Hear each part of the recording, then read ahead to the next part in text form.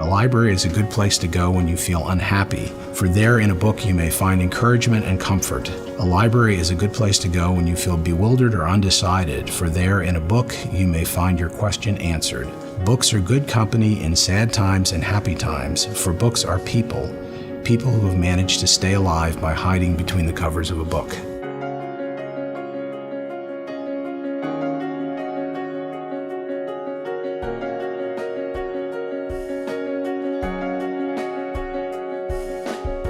I hear time and again, what's the need for libraries? Because you can just get books electronically and the internet can answer all your information needs. But I think if you step into any libraries, you'll see that that's not the case. People are coming in the library to use those electronic resources, and there is always a dedicated and enthusiastic staff to help them do just that. People may think libraries have stayed stagnant, where I can only speak of Dauphin County Library System, where they have grown with the times, expanded their options, and they have a need to fit, whether it's you want to hold a physical book in your hand or you want electronic downloads. It's all available for you. I think the number of other things they have besides just the books, there's videos that you can borrow and a lot of great programs. Also, the book sale that they have every year, those are fabulous. My family goes through our house, we find books that we no longer read, donate them, and then a couple weeks later we come back and get to purchase new books, and you know all that money's going back to the library. We are trying to stay in the forefront of technology. We understand that our users come to us for many things more than simply checking out the latest mystery or thriller, that we're providing resources to them that they, in many cases, they can't get anywhere else. Think of the wealthiest person you know with the largest home library you know, and it can't even begin to approach the resources that we have here, and it's all free.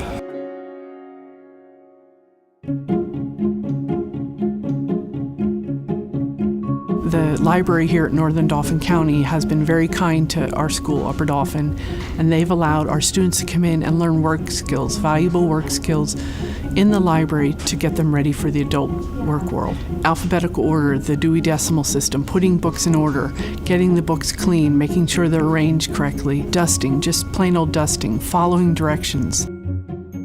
A lot of times our students don't get to get out and about, so that's really cool that the libraries open their doors to us and they enable us to go in and learn skills and enjoy the library right at the same time. It's a win-win. I used to volunteer at the EVO library. I helped rearrange the books, alphabetical order, and sometimes helping the clients. I'm a people person. We really couldn't function without volunteers. They are really involved and integral and interactive with the patrons there.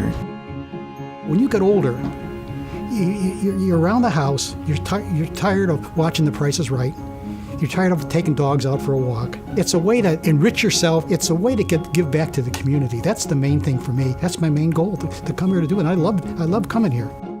I would love to get a job here because I love books, I love the library, I love everything about the library, and I can help share my love for people who don't know it.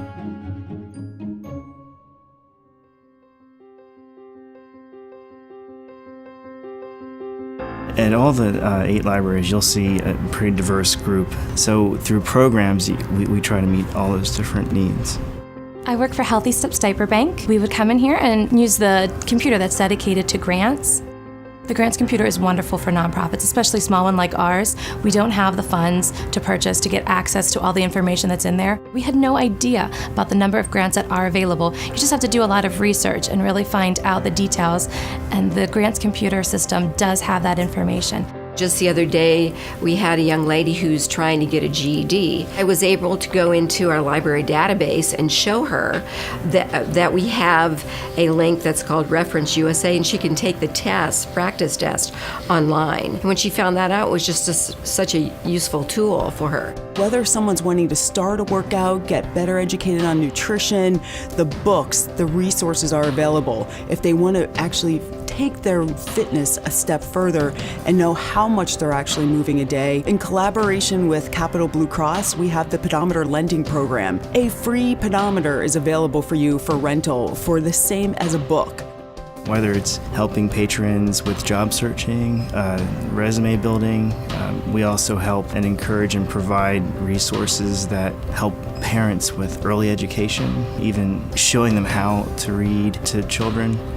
The library is a great resource for families. We do the basic borrowing books, but they also have participated in many of the discovery programs that are meant for children. And my daughter loves the Pause for Reading program. So she would sit there with a dog and just read to them. It helped with her sounding out of words because she didn't have to worry the dog wasn't going to judge her as she was trying to read. She's a wonderful reader now, and I really feel that program had a lot to do with it.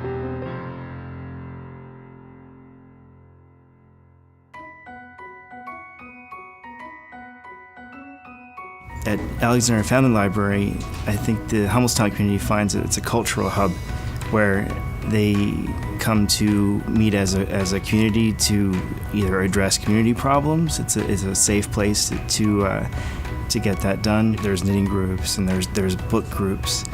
We have International Independent Film Night, so that's a cultural event for the community. I got to actually physically talk with an author who was in Australia because there was an event, they were Skyping the author in, and we got to participate in something like that. Graham Simison of the Rosie Project, absolutely one of the most fantastic nights of my life.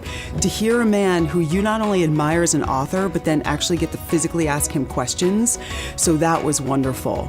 I also think too is that there's such big spaces that I've been scheduled to do presentations. So if someone needs more education of something, that's where the library is reaching out and giving that space available for those community events to take place. Imagine what this community would be like if we didn't have a public library system here. There are so many people who depend on it. It's not simply people coming in and checking out the latest bestseller. It's people that are filling out a job application. It's people who are trying to find information about family history. I mean, things that are really important in people's lives. And if that goes away, it's a tremendous loss to the community. So a very strong, vibrant library system, I think, is an essential part of the community's infrastructure. It provides you a sense of community, not just helps you find books to read and for recreation and for leisure. It connects you to just everything. And this has kind of become Sam's home. I like it. It keeps me busy. It's a lot of fun. Peaceful, relaxful, and joyful. Don't have to worry about a care in the world. I know when I walk in that door, it's going to be a friendly face, someone to talk about books and movies with. If you just walk in here and open your mind and see what's here, it's really a treasure of resources. Library card is free, so anyone can come here and just be a part of it.